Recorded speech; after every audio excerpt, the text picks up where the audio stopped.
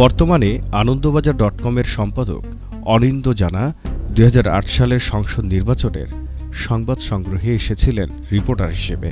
শেখ হাসিনার কৃতকর্ম নিয়ে ২০ নভেম্বর মায়ের দিব বলেছিলেন তিনি। মার দেওয়ায় তার কাল হল শিরোনামে একটি নিবন্ধ লিখেছেন। এতে হাসিনার অপকর্মের বিবরণ দিয়েছেন। সেখান থেকে প্রাসঙ্গিক অংশ শুনুন। ঢাকার শেরেবাংলা নগরে আলিশান চীন বাংলাদেশ সম্মেলন কেন্দ্র। সেখানে সকাল দুপুরের মাঝামাঝি একটা সময়ে সাংবাদিক সম্মেলন। বাংলাদেশ তো বটেই, বিদেশ থেকেও বাঘা বাঘা সাংবাদিক এসেছেন। আর তাদের সঙ্গেই জয় বাংলা বলে ঢুকে পড়েছেন অগুন্তি আওয়ামী লীগ কর্মকর্তা। বড়, মেঝো, সেজো, ছোট, নানা সাইজের। সাংবাদিক সম্মেলন তো নয়, বিজয়োৎসবই হচ্ছে বুঝি। ২০০৮ সালের ডিসেম্বরে একেবারে শেষ দিন খালেদা জিয়ার বিএনপিকে ধসিয়ে দিয়ে জিতেছে আওয়ামী লীগ। বাংলাদেশের সংবাদ মাধ্যমের ভাষায় ভূমিধস বিজয়।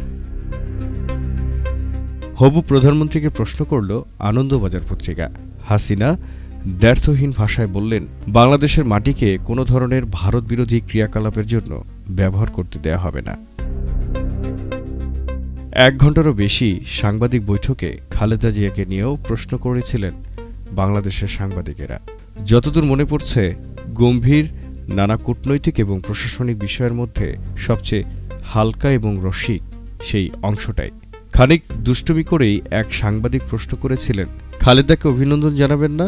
হাসিনা বলেছিলেন, অনেস্টলি আমি একটু বিভ্রান্ত। অনেকবার ফোনটা হাতে নিয়েও আর ডায়াল করিনি। যদি উনি ভাবেন ওরা হেরে যাওয়ায় আমি টিচ করছি, ফুলটুলো পাঠাইনি। বুঝতে পারছি না উনি কিভাবে নেবেন। তারপরে প্রশ্নকর্তা সাংবাদিকের দিকে তাকিয়ে নিচু গলায়, তোমার মায়ের দিব আমি।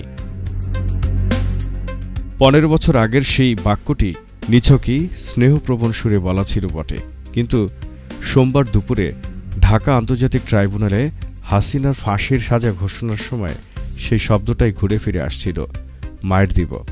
কারণ হাসিনার বিরুদ্ধে অন্যতম অভিযোগ, গত বছরের জুলাইয়ে গোটা বাংলাদেশ জুড়ে মায়ের দেওয়ারই।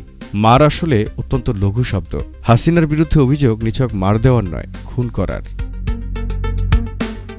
নিজের ফাঁসির সাজা নিজের কানে শোনা কি সহজ বিষয়? সোমবার হাসিনার সঙ্গে মৃত্যুদণ্ডের শাস্তি হয়েছে বাংলাদেশের প্রাক্তন স্বরাষ্ট্রমন্ত্রী আসাদুজ্জামান খান কামালের। তাকে সরাসরি এই প্রশ্ন করেছিল সহকর্মী ঈশান দেব চট্টোপাধ্যায়। কামাল বলেছিলেন, ঠিকই বলেছেন, নিজের ফাঁসির নির্দেশনা সহজ তো নয়, সহজ মনেও হয়নি। তার ফাঁসির আদেশ কোনোদিন কার্যকর হবে কিনা, ভারত তাকে বাংলাদেশে ফেরাবে কিনা, সে সমস্তই এখন ভবিষ্যতের গর্ভে।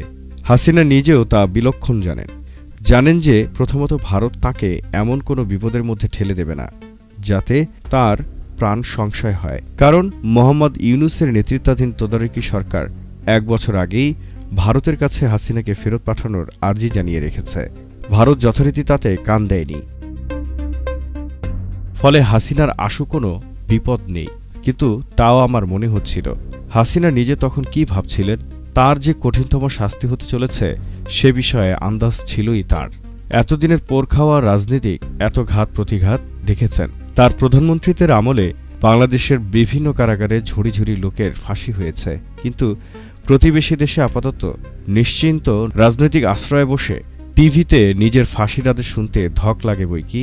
বিশেষত তিনি যদি সেই দেশেরই একাধিকবারের প্রাক্তন প্রধানমন্ত্রী হন এবং যদি তার আমলেই গঠিত ট্রাইব্যুনাল জামাত এবং রাজাকারদের বিচার এবং শাস্তির জন্য তারই মৃত্যুদণ্ড ঘোষণা করে।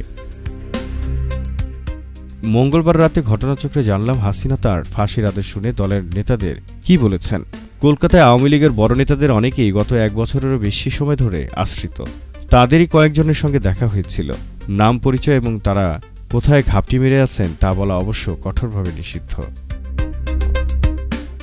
তাদের কাছে জানতে চেয়েছিলাম, ঢাকার আন্তর্জাতিক ট্রাইব্যুনাল ফাঁসির রায় ঘোষণার পরে নেত্রীর সঙ্গে কথা হয়েছে কিনা। যে জবাব এলো তাতে বুঝলাম এখন ৭৮ হলেও শেখ হাসিনা এখনও ওই রকমই আছেন। নইলে কেউ বলতে পারেন, ইউনূস আমাকে কি ফাঁসি দেবে, আমি ওরে ফাঁসি দেব। আল্লাহ আমার এই গ্রেনেড হামলা থেকে কি এমনি এমনি প্রাণে বাঁচিয়েছিল। অর্থাৎ ফাঁসিটাসি শুনে হতাশত দূরস্থান তিনি নতুন করে কোমর বাঁধছেন। জমায়েতে একটি অভিমত উঠল যে নিজের মৃত্যুদণ্ডাদেশ নিজের শোনার মতো এই ধরনের পরিস্থিতিতে কি প্রতিক্রিয়া হবে তা অনেকটা নির্ভর করে সেই লোকটার অবস্থানের ওপর। সে যদি নিরাপদ একটি জমিতে থাকে তাহলে এরকম প্রতিক্রিয়া হবে। বিপদের মধ্যে থাকলে তার প্রতিক্রিয়া অন্যরকম। শুনে মনে হলো ঠিকই হাসিনা প্রত্যাবর্তনের জন্য কোমর বাঁধছেন, কারণ তিনি জানেন ভারতে তার আশ্রয়টি পাকা, যেমন মুজিব হত্যার পর ছিল। একই সঙ্গে মনে হলো হয়তো প্রাণটা যাবে না, কিন্তু জীবনটা তো এলোমেলো হয়ে গেল। ভিন্ন দেশের সেফ হাউসে দিন কাটাতে কাটাতে তার কি কখনো মনে হয় ক্ষমতার মদমদ্যতা না দেখালেও চলত? কে জানে। মার দিলে কোনো না কোনো দিন পাল্টা মারও খেতে হয়।